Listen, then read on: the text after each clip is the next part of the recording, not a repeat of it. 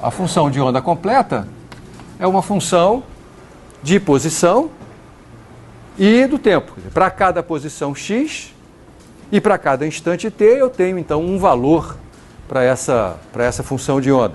Para cada instante t, eu tenho um conjunto infinito de valores, um para cada posição x. A relação entre a função de onda e a realidade é dada pelo quadrado do seu módulo. Então, a probabilidade de encontrar a partícula numa vizinhança de largura ΔX em torno da posição x é dada pelo quadrado do módulo de psi de x e t, vezes a largura desse intervalo. De tal forma que, a esse termo que aparece aqui, nós demos o significado de uma densidade de probabilidade. Por que é uma densidade? Porque eu preciso multiplicar ele por um comprimento para que o resultado dê uma probabilidade. Aí, nós fomos tentar encontrar uma equação que determinasse um tipo característico e muito importante de função de onda, que são aquelas funções de onda que podem representar estados estacionários. Eu lembro a você que um estado estacionário em mecânica quântica vai ter uma função de onda que é dada por um produto, assim, uma função de posição apenas, multiplicado por uma função do tempo, e essa função do tempo a gente já sabe qual é, ela é E elevado a menos I ômega t, onde ômega, a frequência angular daquela função do tempo, está ligada com a energia da partícula, através da relação de de Broglie. Então a energia da partícula é H cortado ômega. As funções psi de x que comparecem nessa expressão, que são, portanto, a parte espacial dos estados estacionários de um determinado sistema quântico, ela é solução da equação, esta que eu acabo de escrever. Uma das maneiras de escrever a equação de Schrödinger independente do tempo, é uma maneira que eu particularmente gosto muito, e eu gosto muito dessa maneira porque eu posso atribuir um significado, pelo menos metafórico, a cada uma das parcelas. Essa parcela, evidentemente, tem a ver com a energia potencial. Aqui está a função energia potencial. Essa parcela, evidentemente, tem a ver com a energia total. Aqui está o símbolo da energia total. Logo, essa parcela aqui tem a ver com a energia cinética, porque para obter a energia total eu tenho que somar a energia cinética com a energia potencial. Então essa é uma maneira interessante de escrever a equação de Schrödinger independente do tempo, porque ela nos remete a conceitos físicos já nossos conhecidos antigos.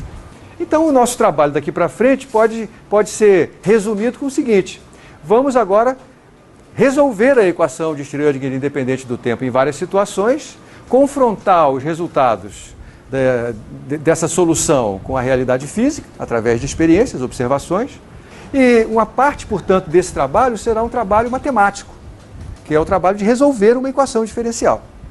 Imagine que eu tenha uma partícula presa a uma mola. Nós sabemos, do ponto de vista clássico, qual é a força a que essa partícula está sujeita. Então lá está a nossa partícula presa a uma mola, sujeita, portanto, à ação da força elástica. Na concepção newtoniana, eu escrevo uma equação de movimento onde comparece essa força. F igual a ma, e F é essa força aí. Menos kx, tem um sinal de menos que indica que essa força é restauradora, né? Menos kx. Bom, no contexto da mecânica quântica, não é a força que eu devo modelar. O que eu devo modelar é a energia potencial associada a esta interação, representada pela força. Então, um problema que envolva a interação elástica em mecânica quântica deve ser modelado por que energia potencial? Meio de kx2. Então, se eu tiver um problema de mecânica quântica que envolva a interação elástica, o primeiro candidato que eu tenho para modelar esse sistema é a energia potencial associada à interação elástica, 1 meio de kx2. Certo? Se eu tiver agora interessado num problema quântico que envolva a interação coulombiana, todo mundo sabe que eu vou estar interessado nesse problema, porque esse é o problema do átomo, né? Numa formulação clássica, eu estaria interessado na força de interação coulombiana. Se eu quero transportar essa ideia para o território quântico, como é que eu devo modelar esse problema? Qual é a energia potencial associada à interação coulombiana? K, Q1, Q2 sobre R. Certo, então a gente vai modelar por uma coisa assim. Se eu quiser modelar, por exemplo, a interação coulombiana entre o próton e o elétron do átomo de hidrogênio, então eu vou substituir as cargas Q1 e Q2 pelas cargas do próton e do elétron, uma delas tem sinal negativo, então vai aparecer aqui um sinal de menos K vezes E ao quadrado sobre R. Então isso é um detalhe curioso que às vezes as pessoas não prestam atenção, é que na equação que vai determinar de que maneira é o estado estacionário quântico, comparece uma função energia potencial que é exatamente a função energia potencial clássica. Verdade? Veja que esse é o paralelo que eu estou fazendo aqui. Depois de escolhido qual é a energia potencial que eu vou colocar na equação de Schrödinger, eu tenho uma equação diferencial completamente bem definida. Eu tenho uma função aqui, eu tenho constantes, h cortado ao quadrado sobre 2m, E é uma constante, né? E o resto é a função a determinar, o psi de x. Um parênteses. Nessa equação, esse valor E deve ser tratado como uma constante, mas uma constante a determinar. Nós vamos ver que eu só vou conseguir encontrar soluções fisicamente válidas dessa equação para alguns valores de E, né?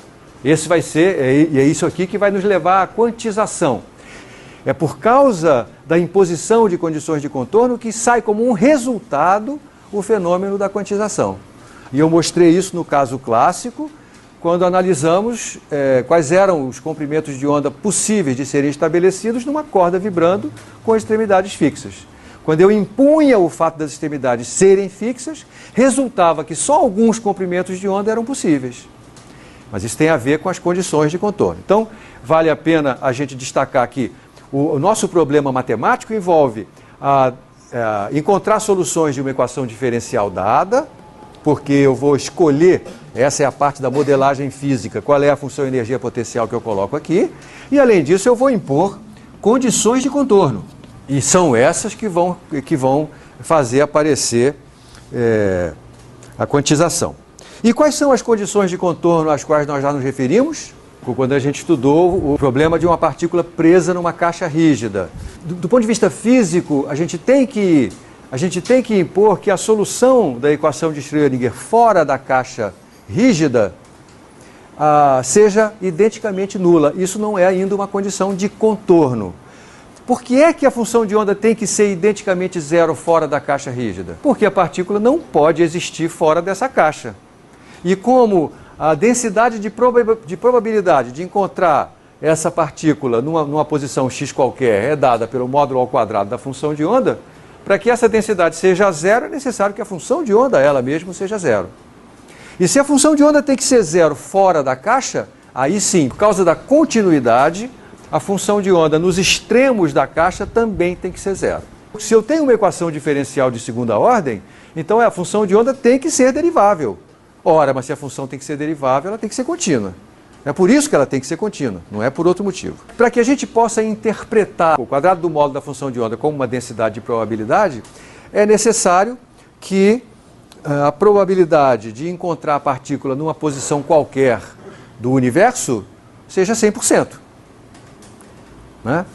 Para isso é necessário que uma determinada integral, a integral do quadrado do módulo da função de onda, valha 1. Então é necessário que essa função tenha quadrado integrável. Tá certo? Uma função que não tenha quadrado integrável não pode ser uma função de onda.